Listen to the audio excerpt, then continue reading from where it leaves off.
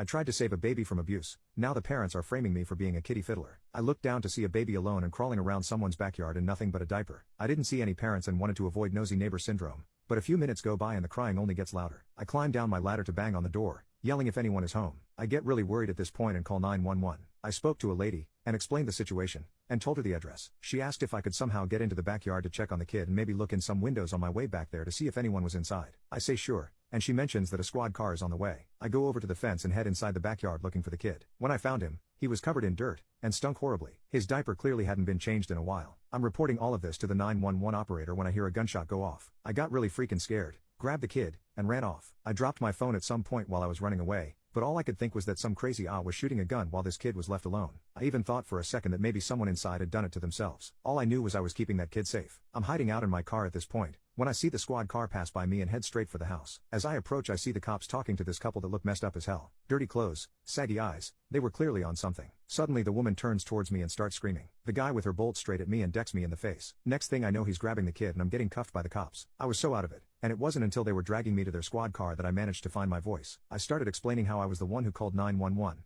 and I found the kid in the backyard all messed up. Someone shot at me, so I took him to safety until they could get here. The woman comes up, tears running down her eyes, saying their baby was not in that horrible condition when they last saw him. I said, yeah, no poop, because you left him outside. She starts insisting she would never do that to her baby, and that I must have done something horrible to the kid after stealing him right out of their backyard. The guy admits he did shoot at me, but because he saw me stealing his child. I tell the cops this is crazy, and they can just check with the 911 operator about the whole thing. The cops shoved me in the car and said they'd check my story, then went back to the parents. A few minutes later both cops get back into the car, and drive away, leaving the kid with the couple. I started freaking out, asking what was going on, and why they were leaving the kid with a couple that obviously ignored their child. They told me to shut up, and that a disgusting pig like me didn't deserve to speak, that I'd get my day in court, and I'd suffer in jail for what I had done. I told them I didn't do anything, and to check with the 911 operator again. They told me no one working right now got a call like mine, nor was there anything reported in the system. They took me in and booked me. I called my girlfriend, and told her to get me a lawyer ASAP because I was being accused of something I didn't do. I was in the holding cell for not even an hour before the others in the cell with me heard what I had been accused of, and I got severely beaten. They had to take me to the hospital,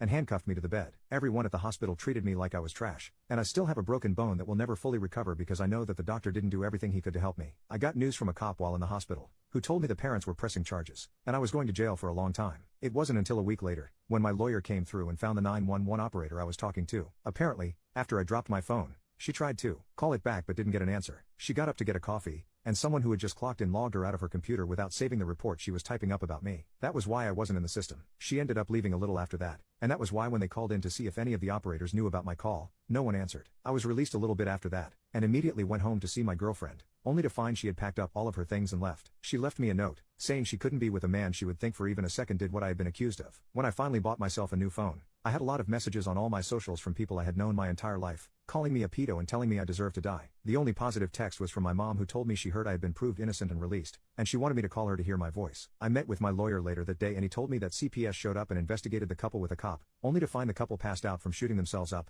and the baby, once again alone, in a soiled diaper. They took the kid into foster care and the couple got arrested. Their charge against me was dropped. He said I still had a court date, where the operator would have to testify about everything that happened, but that it was all going to be okay. I doubted that, since a lot of people in my life were still refusing to talk to me. Apparently, even if you are proven innocent, the feeling of disgust doesn't just go away once you've envisioned someone having done a horrible act. I can't really blame them, but still.